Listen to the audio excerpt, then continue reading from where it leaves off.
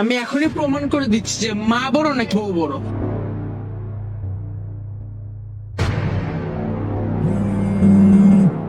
Zarif phone দিছে, দাঁড়াও কথা বলো। হ্যালো, হ্যাঁ জারিফ বল। হ্যালো ভাবি, ভাবি সর্বনাশ হয়ে গেছে। আলিফ ভাই তো অ্যাক্সিডেন্ট করছে, হাত পা একদম মানে ছিঁড়ে বেড়ে একাকার, মাথার মধ্যে 16টা সেলাই লাগছে, একদম মগজ খুলে বেড়ে যাওয়ার মতো অবস্থা। তো তুমি যেমনে করে পারো তাহলে সাহেবকে একটু বল না, 3 লাখ টাকা নিয়ে হসপিটাল আসতে, আমি হসপিটালের ঠিকানা পাঠিয়ে দিচ্ছি। আমি আমি এক্ষুনি আসছি, তুই তো দাঁড়া।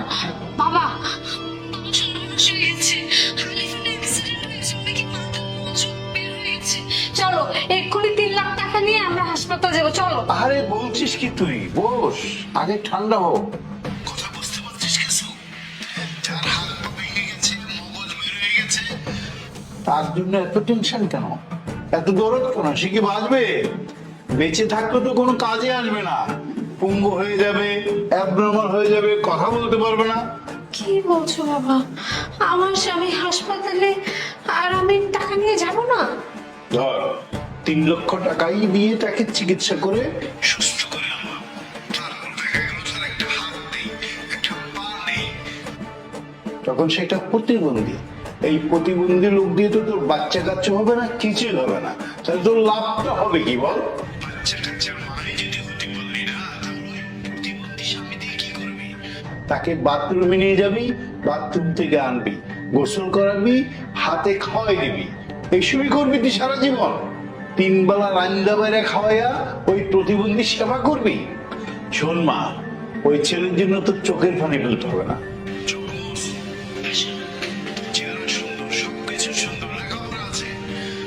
তোকে আমি আমার বন্ধুর ছেলের সাথে বিয়ে দেবো, যে কোনো ছেলে তোকে দেখলে অনায়াসে পছন্দ করে ফেলবে, এই নিয়ে তুই একদম চিন্তা করিস না। ও একটু নেশা পানি করে তা ঠিক হয়েছে, অনেক টাকা পয়সা তো আছে তাদের। সত্যি বলছো বাবা? আমার আবার বিয়ে হবে, আমি আবার নতুন করে সাজবো, আমার গায়ে হলুদে কত মানুষ আসবে, আমি নাচানাচি করবো। শোন, সবই হবে তো, তুই একদম চিন্তা করিস না। তোর বিয়ে দেওয়ার সময় আমি 10টা করে জমা দেবো, এলাকার সব মানুষের খাওয়া, ধুমধাম করে তোর বিয়ে দেবো। এই সত্যি একদম মাথায় আনিস না। তুই ভিতরে গিয়ে তোর গয়নাগাটি যা আছে, টাকা পয়সা যা আছে, সব নিয়ে আয়। ওরা হাসপাতাল থেকে ফেরার আগেই আমরা এখান থেকে চলে যাবো। ঠিক আছে বাবা, তুমি একদম ঠিক বলেছো। আমি এক্ষুনি ঘরে টাকা পয়সা সব বুঝছি, আমি পালিয়ে যাচ্ছি। শুনলা তো নিজের কানে ভাই, মাকে ছেড়ে যেই সারাদিন বউ বউ বউ বউ করো, বউকে নিয়ে শপিং করাইতে যাও, এখানে যাও সেখানে যাও, এত টাকা ঢালো, আর সেখানে আমার মা বিছনার মধ্যে অসুস্থ হয়ে পড়ে আছে, মায়ের একটা ওষুধ কেনার টাকা নেই, সেই টাকা তুমি ম্যানেজ করে দাও না, সেই টাকা তুমি দাও বউয়ের বিছনা। আজকে দেখছো তোমার বউ বলতেছে যে সে নাকি তুমি প্রতিবন্ধী হওয়ার পরে সে আরেক বেটার সাথে বিয়ে বসবে। এবার দেখো এই সেম কথাটা আমি আমাদের মাকে ফোন করে বলি, দেখো মা কি বলে।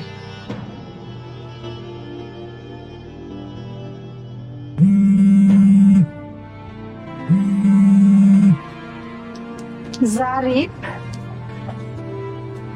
হ্যালো হ্যালো মা, মা আমার যে বড় ভাই আছে আলিফ ভাই, আলিফ ভাই তো অ্যাক্সিডেন্ট করে একদম বেডে শুয়ে আছে, মগজ টগজ বের হয়ে গেছে, হাতটা একদম মানে ছিলে গেছে।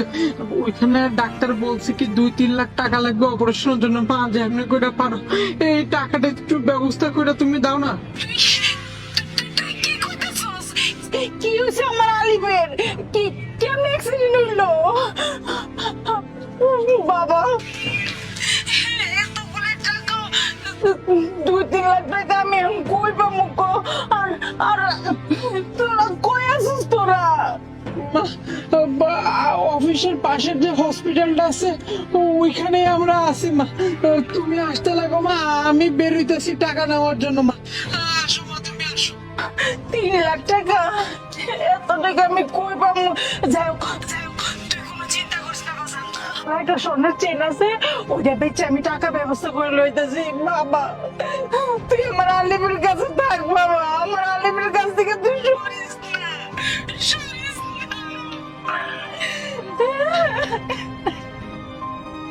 দেখলা ভাইয়া, এই হইল মা আর ওই হইল বউ।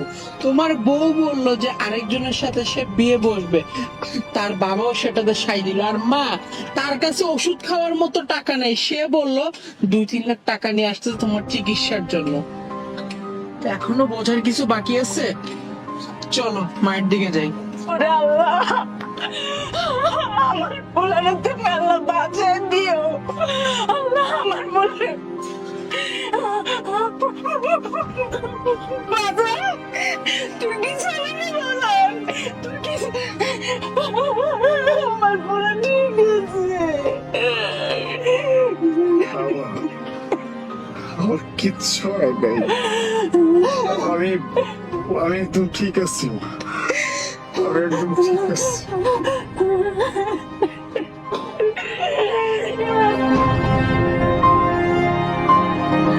তাহলে জানিস যখন তোর মাথার মজুক বেড়ে গেছে, তোর পাটা সব কিছু কেটে গেছে, এটা কেন করলো? মা, আজকে আমার ছোট ভাই আমার চোখ খুলে দিচ্ছে। ও যদি আজকে এই কাজটা না করতো তাহলে আমি আজীবন একটা ধোকার মধ্যে থেকে যেতাম মা, আজীবন একটা ধোকার মধ্যে থেকে যেতাম। তুমি চলো আমার সাথে, আজকে সবকিছু আমি ক্লিয়ার করে দিচ্ছি। বাবা চলো, আমাদের সব জন্য শেষ। কোথায় যাচ্ছেন? আরে বাবা, তুমি চলে আসছো? আরে জানো না, তোমার কথা শুনে তো আমার হার্টের হওয়ার মতো অবস্থা। আমি জলদি করে 2 রাকাত নফল নামাজ করে এই টাকা পয়সা নিয়ে তোমার হাসপাতালের দিকে যাচ্ছিলাম। বাস, আর একটাও ফালতু কথা বলবেন না, একদম নাটক করবেন না আপনারা। কি ভাবছেন আমি কিচ্ছু জানি না? আমি সবকিছু জানি। এই যে নাটক করতেছেন, এই নাটকগুলো বন্ধ করেন। আপনি যদি আমার শ্বশুর মশাই না হতেন, একদম চাপকে আপনার সবগুলো দাঁত আমি ফেলে দিতাম। কেন? আমি কি করেছি? কি করছেন এটা আবার আমাকে প্রশ্ন করতেছেন? নিজেদের স্বার্থের জন্য আমাকে কাছে টেনে এনেছিলেন, আবার যখন স্বার্থ ফুরায় গেছে তখন আমাকে দূরে ঠেলে দিচ্ছেন, তাই না? এইটাই হচ্ছে আপনাদের আসল রূপ। যখন আমার ভাই আপনাদেরকে কল করে বলছে যে আমার একটা দুর্ঘটনা হয়েছে, আমি অ্যাক্সিডেন্ট করছি, আমার অবস্থা খুবই খারাপ, তখন কি বলছিলেন আপনারা? আমি নিচের কানে সবকিছু শুনছি। এই ছিল আপনাদের মনে, তাই না? আপনাদের কথায়, শুধুমাত্র আপনাদের কথায় আমি আমার মা, আমার ভাই সবাইকে এই বাড়ি থেকে বের করে দিচ্ছি। আমি ভাবছি আপনারা আমার আপনজন, আর ওরা আমার পর। কিন্তু আসলে কি হলো আলটিমেটলি? এই মানুষগুলোই আমার আপন। যার কাছে একটা ফুটো কড়িটুকু নাই, সেই মানুষটা পর্যন্ত তার সবকিছু বিক্রি করে আমাকে সুস্থ করার জন্য টাকা নিয়ে যাচ্ছিল হাসপাতালের দিকে। আর আপনারা কি করবেন? আমার সব টাকা আমার বাড়ি থেকে লুটপাট করে চলে যাচ্ছিলেন। এই ছিল আপনাদের ভিতরে, আপনাদের মনের ভিতরে এই সব কিছুই ছিল। আলিফ, তুমি আমাদের সাথে এমন ব্যবহার করছো কেন? তোমার এই কথা শুনে তো আমার প্রাণটাই বের হয়ে যাচ্ছিল। বাবাকে তো কান্নাকাটি করছিল। বাবা তোমার জন্য 2 রাকাত নফল নামাজও পড়েছে। এখনই তো আমরা টাকা পয়সা নিয়ে হাসপাতালের দিকেই যাচ্ছিলাম। এই চুপ, একদম চুপ, আর একটাও কথা বলবি না তুই। তুই যদি আর একটাও কথা বলিস আমি কিন্তু তোকে গলা টিপে এখানে মেরে ফেলবো। কি ভাবছিস আমি কিচ্ছু জানি না? ওই যে বললাম, আমার ভাই যখন তোদেরকে কল করছিল তখন তোরা কি কথা বলছিস সবকিছু আমি লাউড স্পিকারে শুনছি। মা, তুই ফোনটা কাটিস নি? না, আমার তো মনে ছিল না। আমি সবকিছু বুঝে নিছি। সবাই স্বার্থপর, স্বার্থের জন্য আমার পাশে ছিল। যখনই নিজেদের স্বার্থ শেষ হয়ে গেছে তখনই আমার এই বাড়ি থেকে আমার টাকাগুলো নিয়ে পালানোর চেষ্টা হচ্ছে। ঠিক আছে, কোনো সমস্যা নাই। এখন আমি তোদের সাথে যেটা করবো সেটা তোরা কোনোদিন এক্সপেক্টও করিস নাই। আমি তোকে ডিভোর্স দিব।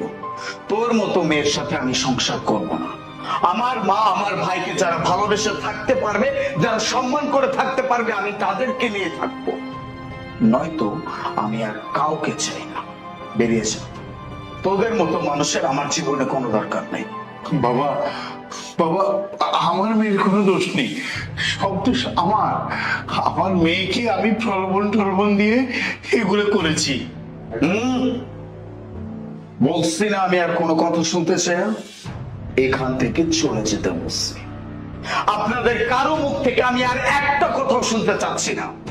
Out. Out. এই, wait a minute, ব্যাগ দেখি।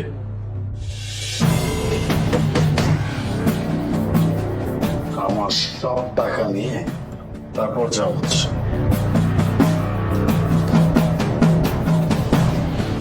Out.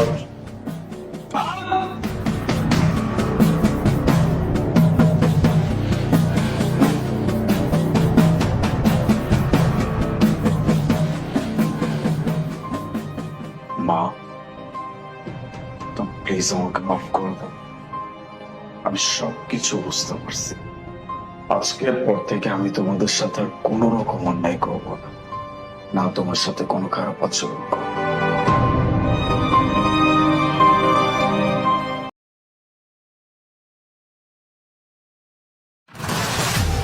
সারপ্রাইজ!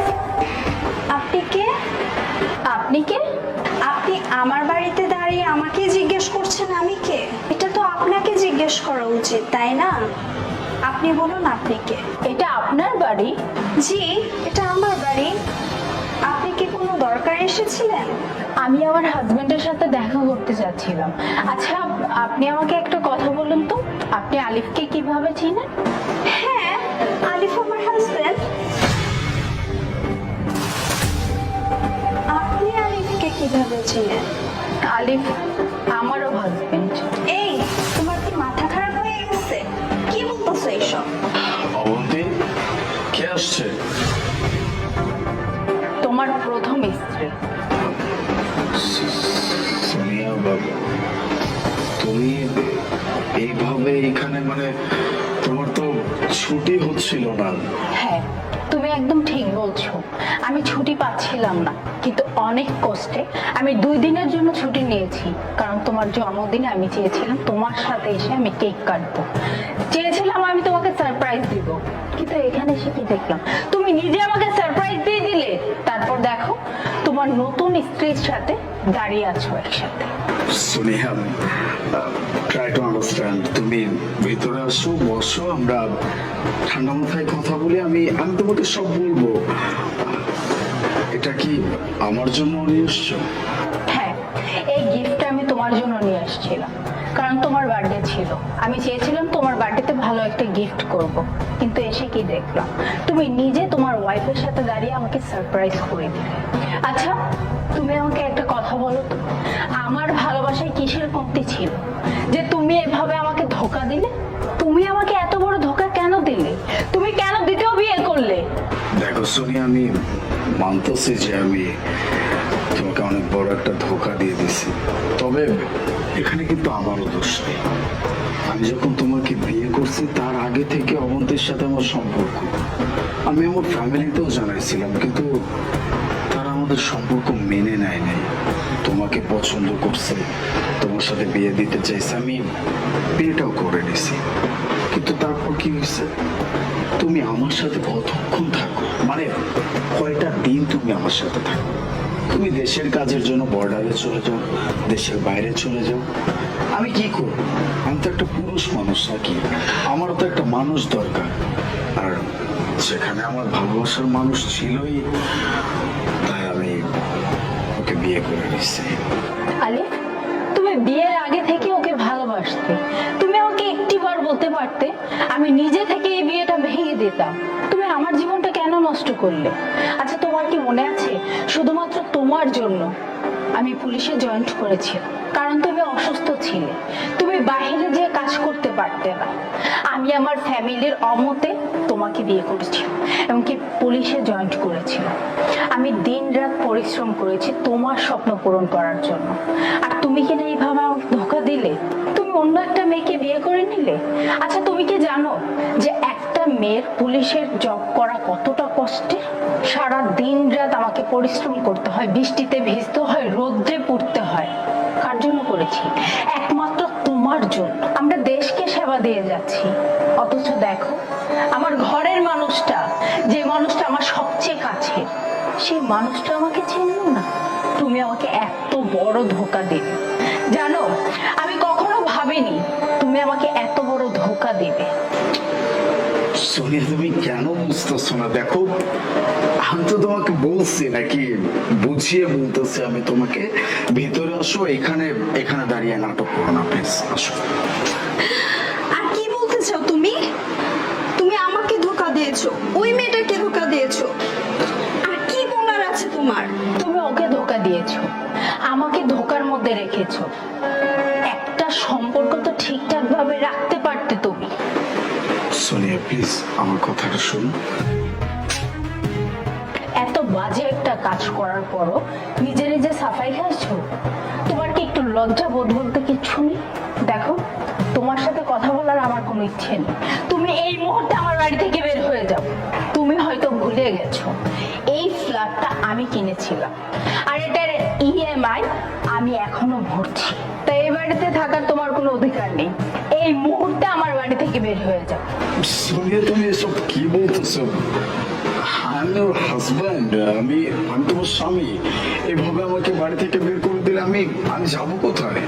শোনো, তোমার এই কথাগুলো না আমার শোনার বিন্দু মাত্র ইচ্ছে নেই। তুমি এই মুহূর্তে আমার বাড়ি থেকে বের হয়ে যাও।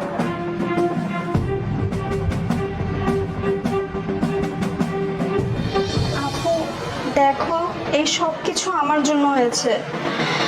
আমি যদি জানতাম ও বিবাহিত, আমি কখনোই ওকে বিয়ে করতাম না।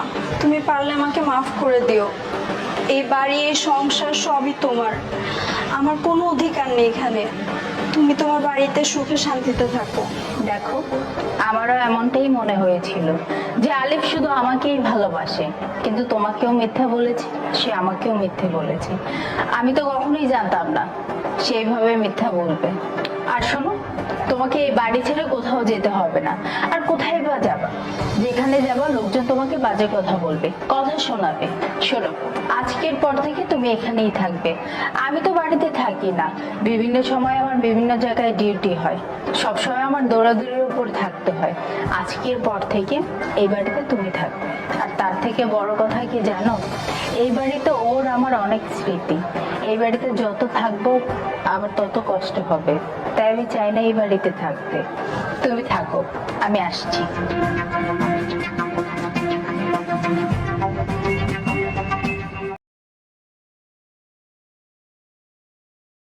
আমার কোনো ভাত দাও বৌমা। কি বললি তুই? ভাত খাবে? তোর ভাত লাগবে?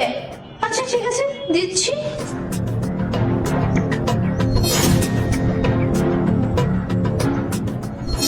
আমার বুড়ার কাছে সব কিছু কইয়া দেব।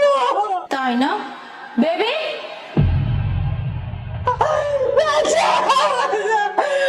আমি কিছু কব না, আমার বুড়ার কাছে আমি কিছু কব না।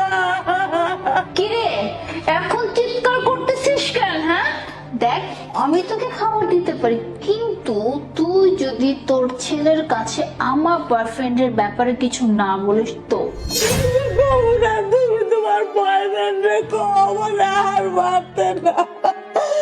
আমি আর সহ্য করতে পারতেছি না। এই তো এতক্ষণে লাইনে আসছিস তাই না? আমি তো এটাই চেয়েছিলাম যে তুই তোর মুখটা যেন বন্ধ রাখিস। ওকে ফাইন, তোকে দিচ্ছি এখন খাবার। তোর যেতে এতটাই ক্ষুধা লাগছে, নে খা।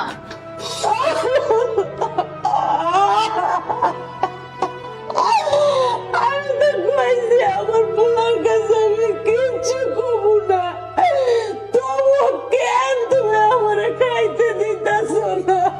ওই যে মজা মজা লাগতেছে আমার। তুই যেমন আমার বয়ফ্রেন্ডকে নিয়ে তুই অনেক মজা নিচ্ছিলি বুড়ি, হ্যাঁ এখন আমার না তোর মুখের সামনে খাবার নিতে আর নিয়ে আসতে আমার অনেক মজা লাগতেছে। তোকে এইভাবে দেখতে যেমন কি ভালো লাগতেছে, আমি তোর এটা বুঝাইতে পারবো না। এই চুপ, একদম চুপ। তোর ছেলে কল করছে, একটু যদি আওয়াজ করছিস না, তোর একদিন কি আমার একদিন আজকে।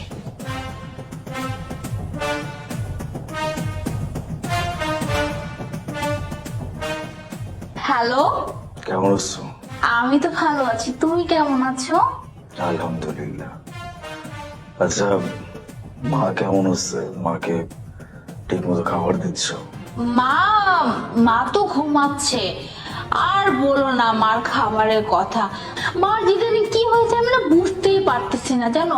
মানে খাই খাই খাই খাই, এইটা খাবে ওইটা খাবে, এই খাবে সেই খাবে। সকালবেলা পরোটা বানিয়ে দিলাম, চা করে দিলাম, এখন আবার আমাকে বলতেছে বৌমা আমার না দুপুরবেলা কি বিরিয়ানি খেতে ইচ্ছে করছে, তুমি আমার জন্য অনেক মজার করে বিরিয়ানি রান্না করবে।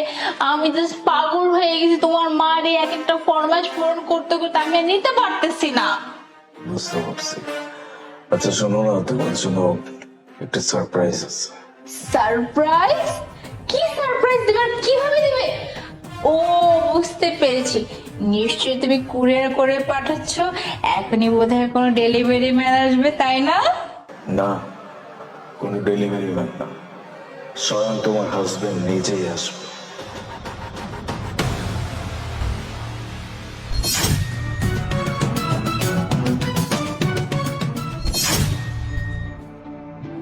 ওঠো। তুমি মানে হঠাৎ করে কিছু না বলে, বাই দ্য ওয়ে তোমার সাথে পরিচয় করে দে। ও হচ্ছে আমার ভাই, বুঝছো। আরো একটা গেমিং নিয়ে একটা রিসার্চ করতেছে, বুঝছো। আর আমরা যে এখানে যা কিছু হচ্ছিল না, এটা একটা গেমের একটা পার্ট ছিল, বুঝছো। ও না অনেক ট্রাই করতেছে এই গেমটাকে নিয়ে আগানোর। কারণ কি জানো, যদি একবার এই গেমটাও সাকসেস হয়ে যায় তাহলে জানো ও কতগুলো টাকা পায়, পুরো 2 লাখ টাকা। আর ও বলেছে যদি 2 লাখ টাকা পায় তাহলে ও আমাকে 1 লাখ টাকা দেবে, ও 1 লাখ টাকা রাখবে। আর এর জন্য তো জাস্ট এখানে আমরা এক্সপেরিমেন্ট করছিলাম, আর কিছুই না। বাস, অনেক কাহিনী শুনছি। এত সব মিথ্যা কথা শোনার মতো রুচি বা সময় কোনোটাই আমার নাই। আমার মায়ের সাথে এখানে কি হচ্ছিল সবকিছু আমি নিজের চোখে দেখছি, এমনকি ভিডিও করছি। আমার মাকে তুই ঠিক মতো খেতে পর্যন্ত দিস না, আর তুই আমার অগোচরে আমার পিঠ পিছে তোর এই নাগরের সাথে আমার বাড়িতে রাসলীলা চালাচ্ছিস। এইসব কিছু দেখার জন্য আমি একদমই প্রস্তুত ছিলাম না। আমি ভাবছি যে আমার মায়ের যথেষ্ট খেয়াল রাখা হয়, আমার মাকে ভালো রাখা হয়। আমি দেশের সেবার জন্য বাইরে চলে যাই, 2 মাস 3 মাস পর পর আমি বাড়িতে আসি। আর আজকে এসে আমি যে দৃশ্যটা দেখছি আমি কোনোদিন এক্সপেক্ট করি নাই। আমার মায়ের সাথে এরকম করার আগে তোর বিবেকে একটা বারও বাঁধলো না? তুই খুব ভালো করে জানিস আমার মা ঠিক কতটা অসুস্থ। আমার মাকে ডক্টর সময় মতো খেতে বলছে, ওষুধ খেতে বলছে, আর তুই আমার মাকে খাবার পর্যন্ত দিস না, তার সাথে খাবার নিয়ে এরকম গেম খেলতেছিস। তোর গেম খেলা আমি বের করে দিচ্ছি, তোর মতো মানুষের সাথে তো আমি থাকবোই না। আর এই যে তোর নাগর আছে না, তোর এই নাগরের জন্য আমাকে এভাবে ধোকা দিছিস না। আজকের পর থেকে তুই তোর নাগরের সাথে থাকবি। তোর এত বড় সাহস কি করে হলো যে তুই আমার মায়ের সাথে এমন আচরণ করছিস? তো কি করবো, এই বুড়ি ফরমাস পালন করতে করতে আমি পুরো শেষ হয়ে গেছি। আর তুমি তো আমার কোনো চিন্তাই করো না। তাই আমি নিজে সিদ্ধান্ত নিয়েছি যে না, এভাবে জীবন আমি আর কাটাবো না। আমারও নিজের কিছু ফরমাইশ আছে, নিজের ইচ্ছা আহ্লাদ আছে। তাই আমি যখন ওকে পেয়ে গেছি, ব্যাস আমি ওর সাথে রিলেশন করেছি। আর আমি এখন দিব্যি আছি। আমি যা করেছি আমার মনে হয় না আমি কোনো অন্যায় করেছি। হ্যাঁ, এক্স্যাক্টলি, একদম ঠিক কথা বলছিস। এই জন্যই মেয়ে জাতকে কেউ বিশ্বাস করতে পারে না। তোদের মতো কিছু মেয়েদের জন্য তোদের একটা দিয়ে হয় না, 36টা নাগর লাগে তোদের। ঠিক আছে, কোনো সমস্যা নাই। তুই যেহেতু আমার মায়ের সাথে এমন আচরণ করতেই পারছিস আর আমার সাথে এত বড় একটা প্রতারণা করতে পারছিস, তোর মতো মেয়ের সাথে আমি থাকবো না। আমি তোকে ডিভোর্স দিব। হ্যাঁ, আমি তোকে ডিভোর্স দিব। আজকের পর থেকে তোর সাথে আমার কোনো সম্পর্ক নাই। এই যে তোর নাগর আছে না, তোর ভালোবাসার মানুষ, তার হাত ধরে এই মুহূর্তে আমার বাড়ি থেকে চলে যাবে। ডিভোর্স লেটার সময় মতো পেয়ে যাবি। বেরো, বেরো বলছি। না না না, প্লিজ তুমি ডিভোর্সের কথা বলো না। আমি আমি যা করছি ভুল করছি, ঠিক আছে, আমি মেনে নিছি। তুমি আমাকে মাফ করে দাও, আমাকে আর একটা বার সুযোগ দাও, আমি নিজেকে শুধরে নিব। আর একটাও কথা আমি শুনতে চাচ্ছি না।